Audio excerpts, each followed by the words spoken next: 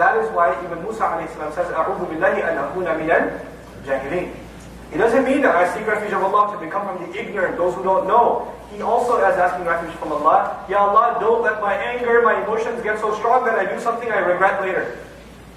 Now at home, at work, among friends, sometimes somebody is emotional, somebody is really depressed, somebody's really angry, or you know that somebody has a little bit of a minefield, emotional minefield. You touch them a little bit and they explode emotionally. You know there are people like that around you.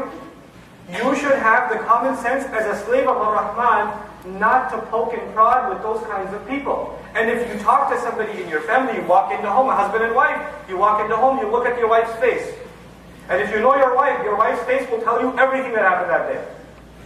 And your wife's face will tell you, it's a bad idea to talk to her right now. It is a bad idea. And the wives know about their husbands. They walk in home, he walks into home, she asks, how was your day? She knows. Today is a bad idea to ask him for the groceries or talk to him about what we're going to do on the weekend. Or let me just let him calm down, let him eat a little bit. Let him just get it out of his system and then I'll talk to him. But if you start from the very beginning, what's going to happen? What you should know is going to happen. At that time they're overwhelmed by emotion, they're stressed out, they're depressed, whatever it is. And then they're going to talk back very angrily. And then you're going to say, oh yeah, you had a long day, what about me? And it's going to start. وَإِذَا خَاطَبَهُمُ الْجَاهِلُونَ قَالُوا سَلَامًا. It's emotional, psychological intelligence also. You don't just talk about what you want to talk about. You have to think about what is the emotional state of the person you're addressing. You have to be sensitive to them. These ayat are about courtesy.